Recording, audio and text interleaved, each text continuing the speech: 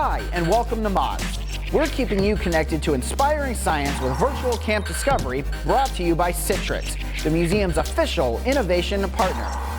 Today, we'll light up your mind with illuminating science using liquid nitrogen and light bulbs. Hey, welcome back to the channel. Today, we have got a very cold experiment for you. I'm super excited about this one. Also, we want to stress, do not try this at home. This is something that we do here at the Museum of Discovery and Science. We know our science, we know what we're doing with this, so please do not try this at home. Parents, we stress, do not try this at home. I think I've stressed it enough, correct? I would hope so, and I would hope one of the major elements of this experiment is liquid nitrogen, which I'm assuming most of you don't have lying around at home. If you do happen to have a tank of liquid nitrogen, just once again, don't do this with it. Okay, so let's talk about liquid nitrogen real quick. Super cold. Very cold, one of the coldest substances we have on How Earth. cold is it? 320 degrees below zero. And that's Fahrenheit. Fahrenheit, Okay. yes. Which is closer to absolute zero, the temperature in which all molecules stop moving, than it is to the temperature in this room or anywhere else in our atmosphere. And this is pure nitrogen. This is not mix of anything, not the air we breathe. This is pure nitrogen. Straight nitrogen, well, the air we breathe consists of about 70% nitrogen. Correct. But this is just nitrogen. Yes. Okay. In its liquid form, which is very, very cold. So I see we've got a light stand. What are we doing with the light stand? So what we're going to do, we're going to take an ordinary light bulb, which typically works. It illuminates in its form because it is encased in this glass which traps out oxygen and prevents it from catching a flame. Okay. So let's show you with this first example. We're just going to break the light bulb open. You don't want to break the filament because we still want the light to turn on, okay?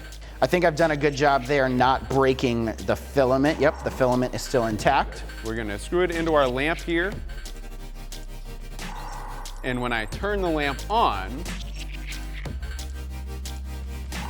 we can see what happens when there's oxygen in the mix here. We see a small flame come out and a poof of smoke come out, and that light is just burned out, right? So the oxygen is actually oxidizing the filament and burning it out, which is why it is essential when we use a light bulb that it does have that glass casing on it. Yes. Okay, but now we want to preserve the filament, correct? Yes. So how are we going to preserve the filament? So we're going to preserve the filament by putting it in our liquid nitrogen, which is also devoid of oxygen, before we turn it on. Okay, so for that we're going to need our safety glasses. We're definitely going to need our safety glasses for this part. And again, it's going to start with you breaking the light bulb open without breaking that filament. Okay. Okay, so let's see if we can get a clean little break on this.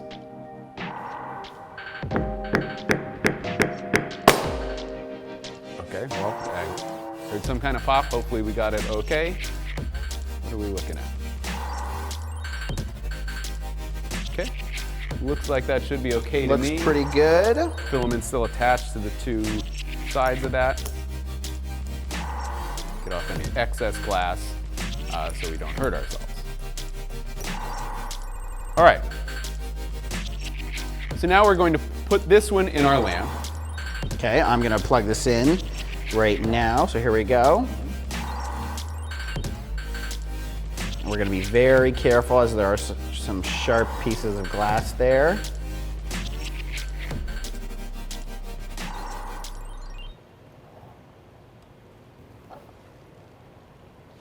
Okay. All right. You want to give that a double check for me? Mm-hmm.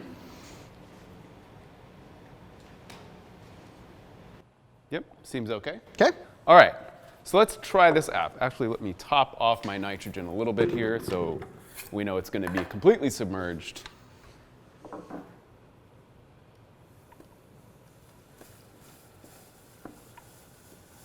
Because we want the light bulb, where the filament's exposed, to be totally underneath the surface of the liquid nitrogen so that there's no oxygen getting it. Now, the next part of this, we're going to turn this upside down, get it to where that is totally in the oxygen, and I'm going to flip the switch. Are you ready?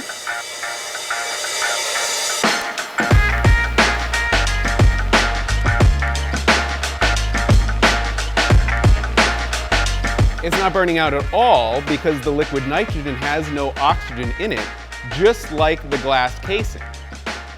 And so now my liquid nitrogen has turned into my light bulb, has turned into the glass casing of the light bulb, taking out any oxygen and allowing that filament to just glow instead of catching on fire like when there's oxygen involved.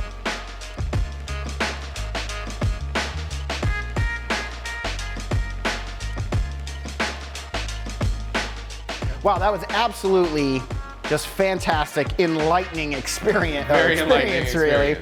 Yes. So, once again, oxygen, bad for the inner workings of a light bulb. However, pure nitrogen, since there is no oxygen present, is ideal for this. So if we could create a no oxygen situation, that'd be great. But of course, not on Earth. We require oxygen to live. Well, we need the glass of the light bulb or liquid nitrogen, whichever one you have around the house. The light bulb itself is probably just fine. That was absolutely fantastic. All right, thank you, Brady, and we'll see you guys next time.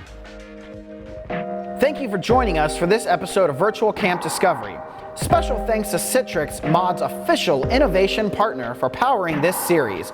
Please stay safe and connected with Mods by visiting our social channels at MODSFTL.